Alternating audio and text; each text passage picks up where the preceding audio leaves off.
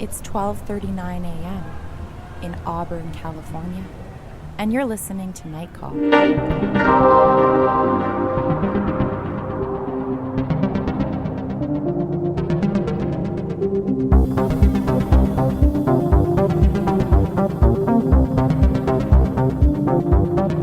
Hello and welcome to Night Call, a podcast for your strange days and lonely nights.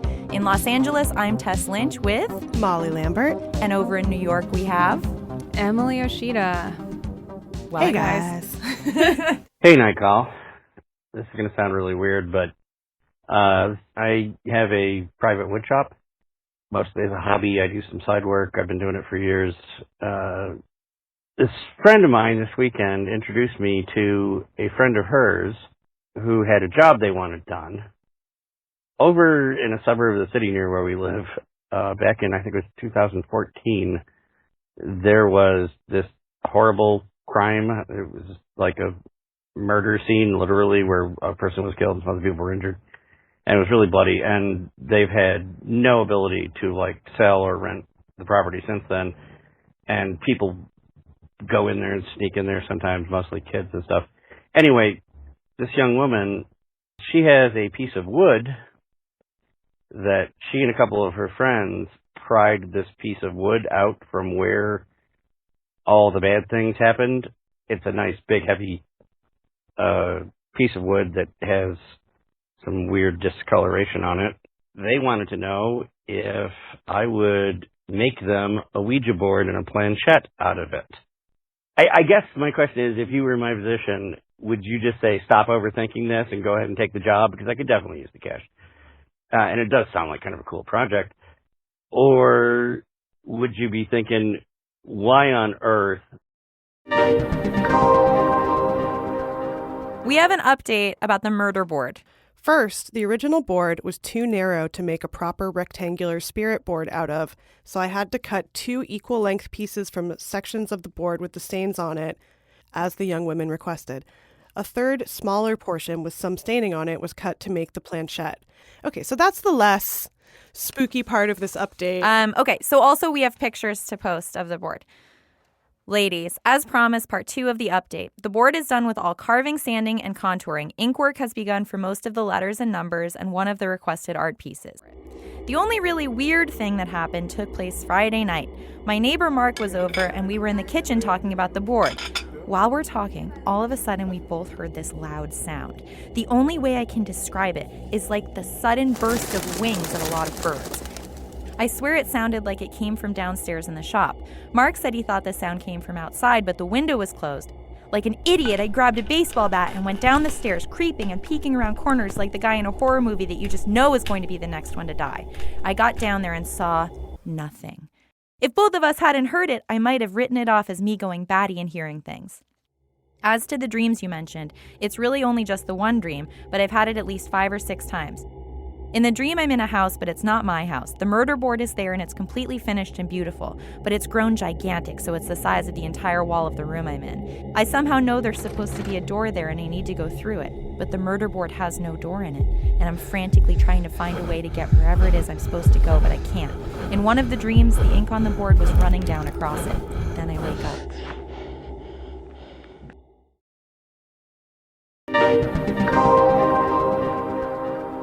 Hey, you guys, we had an important update, maybe the final update of a saga we've been following closely, the Murderboard. Should we check in with that? Yeah, why don't we? Okay. Hey, so if you sell the board, do you tell the buyer the whole history of the board? What if you sell them the board without telling them about the wood, where it came from and all that, and something bad happens? Then you got to start to feel like it's at least partly your fault, right? But what if you do tell them? One of you, I think it was Emily, said that the girls who originally asked for it knew what they wanted, why they wanted the board made out of that piece of wood, and they wanted it for the bad stuff, like maybe it was going to, I don't know, power it up or supercharge it or something. So if you tell people about it and they still want to buy it, they probably just want it for the bad stuff, right? And if they do something bad with it, you're still kind of on the hook for letting them have it, right? So no matter whether you tell them or not, I'm just dwelling on all the stuff you've talked about. There's still sort of like a moral conundrum there. Anyway, I think those are the choices. And after listening to you guys hash over all this, I find myself honestly kind of conflicted. But we have a call that might solve our woodworkers' problem, so we thought we would check in. Hey, my name's Andrew. There is a traveling museum of the paranormal, and my understanding is that it's a husband and wife who run it. She is, I believe, a medium or some kind of psychic. No, she's a witch. She is like a Wiccan witch, and he is just like, I don't know, he's her fucking husband, whatever. I think he's also like a journalist, but not, whatever. The point is, they have a traveling museum of the paranormal, and they have all kinds of haunted and cursed objects. So when there is some kind of concern, people can call them and come by, take a look, figure out what the deal is.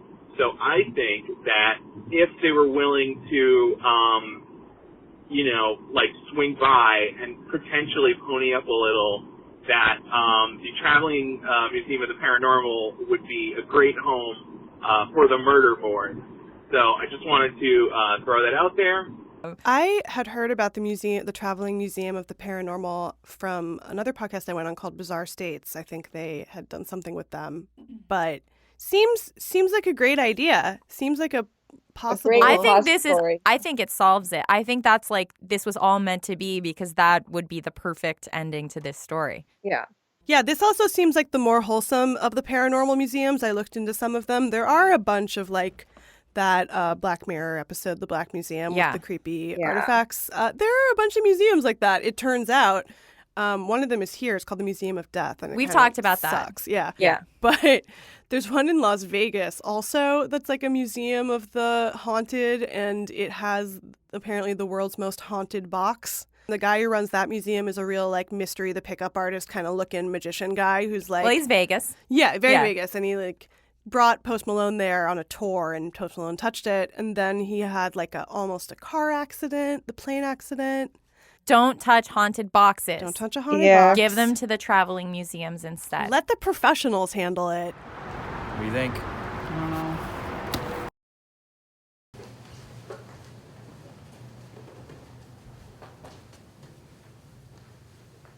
Just shoot it here? Yeah.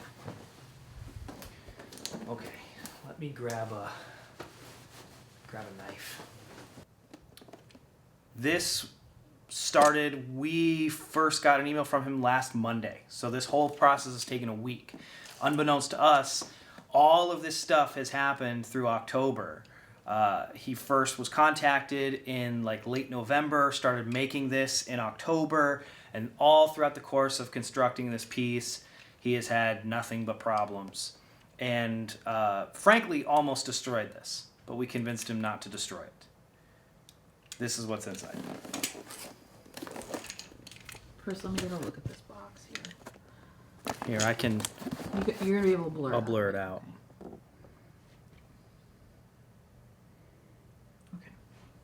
Okay. We have not seen this. We have know not what seen it is, any but we images. have not seen it. Yeah. We've not seen any images of the final product. We've seen some in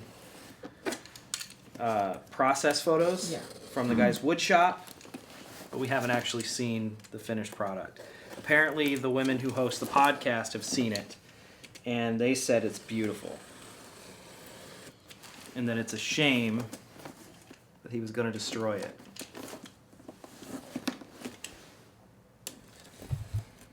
It looks like what he did, honestly, was bought a package right at the post office that would fit this. Probably.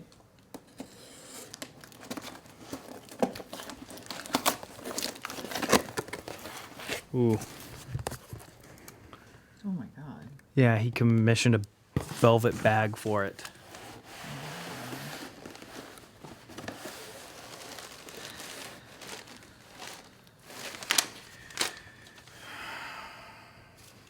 So note. Can we see it? sure his name wasn't on it. As discussed, please find enclosed the murder board. As much as I almost don't want to know, please keep me updated with what, if anything, you find out about what the future holds for the piece. I wish you the best of luck, safety, and repeat my thanks for your help in this matter. Chaz. He said I could call him Chaz. Okay. It's more of a nickname. Can we see the bag? Yep. So it's a velvet bag. Yep, it's a Just velvet plain bag. Velvet bag. Mm-hmm. Can we see the other side? Okay. Shit. Oh, man. It even smells. I'm nervous. I'm legitimately a little nervous.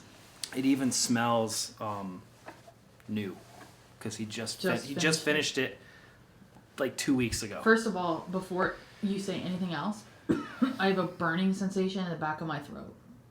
Like smoke, Like breathing in smoke. yeah, I have a burning, like a, almost like I have a nasal drip going on too, like a very strange burning sensation in the back of my throat.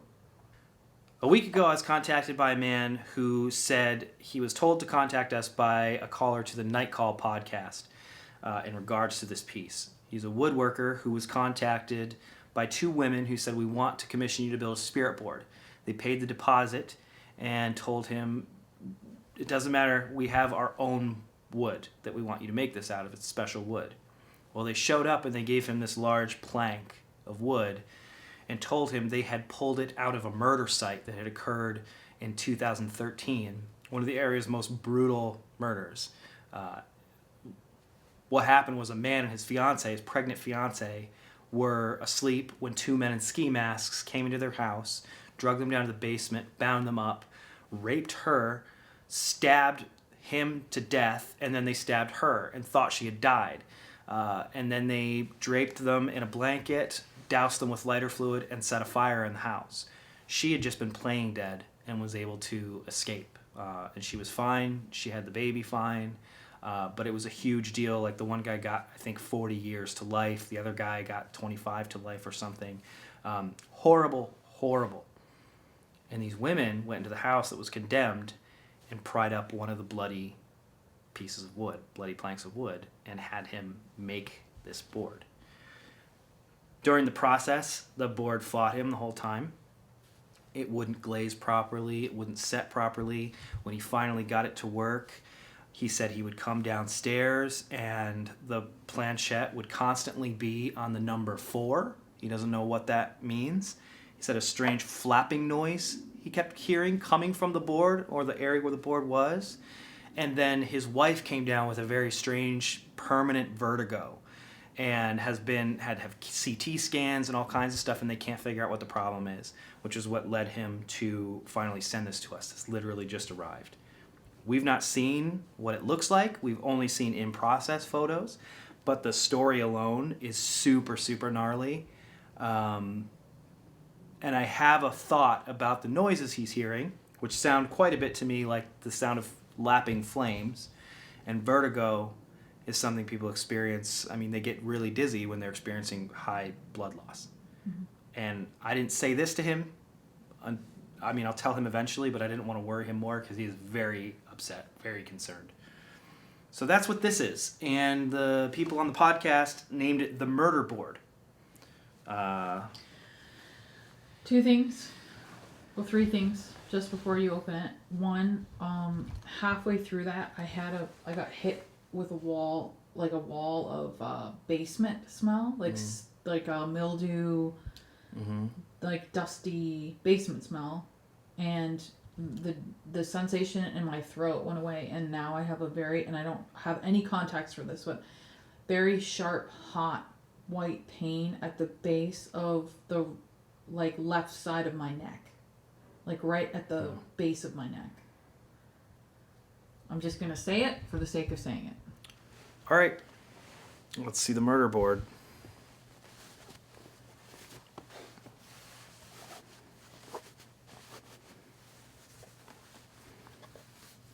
Oh, man.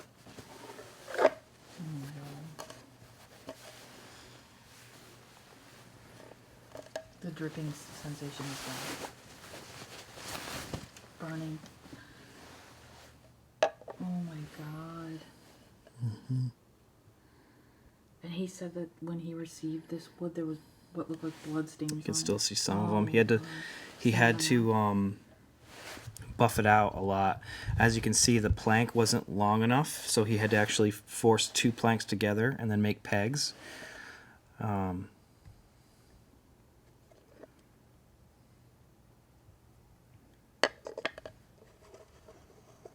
That slides really well. Can we see the other side? Mm-hmm.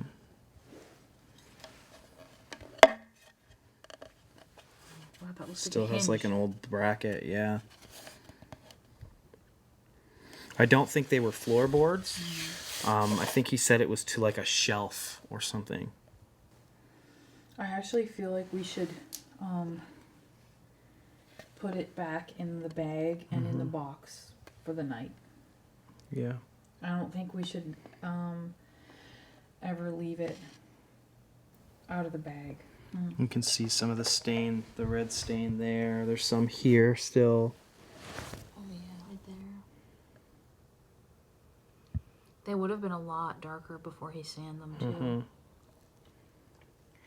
That one right there really looks like spatter though.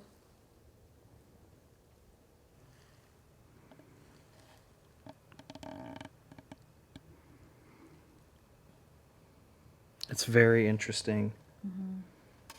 Because it's very, I mean, it's really strange because anyone who is going to make a spirit board would never make one this way because it's so fragile. Like you can see really clearly it's just 2 bits of the same. Yeah, like if you hit that on your knee hard enough. Oh yeah, like it's already, you can already see where it's bending. Can you? upwards. Yeah. Can you hold it like? Yeah, it's warped. See? You can see it definitely. This is just not the best way to make a board like No, this. You would never it's use bowing up. these 2x4s.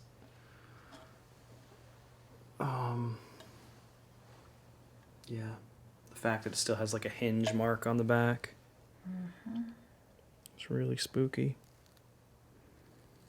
Very spooky. It's going to be interesting to dig into the like newspaper reports and. I mean, I have them all. I'll post them. Yeah. I'll post them in the artifact files for you guys who want to check them out. I'll post the artifact files. I'll post the emails. And the podcasts too, because And at the this point there's a podcasts. handful of them.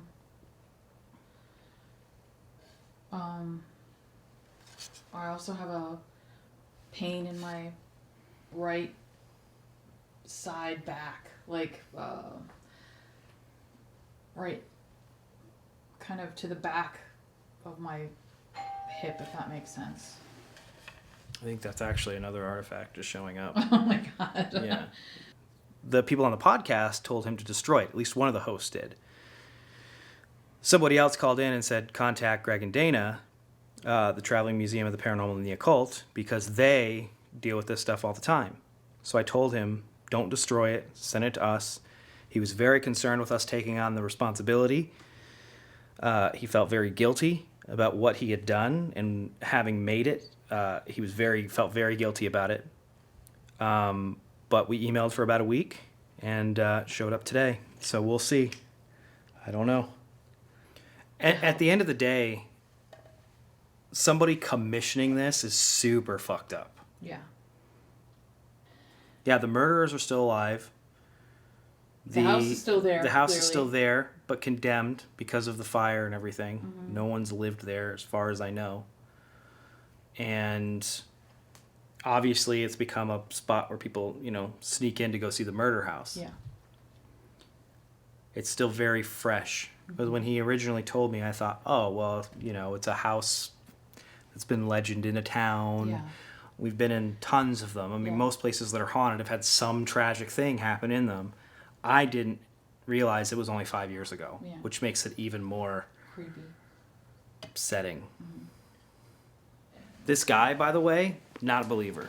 At least wasn't a believer. Yeah. And he wouldn't even give I all don't the think details. he wants to be a believer, No. but I think he's been forced to believe because of what's happened. Yeah. He was not a believer. didn't even tell the podcast hosts how bad things had gotten. Yeah. Apparently, he was going to call them and give them an update and tell them what he did with the board. So that may... It's when it's in the bag. Apparently, he's going to call the podcast and give them an update on what happened to the board. So that may appear sometime shortly, but there it is, Murderboard. Murderboard.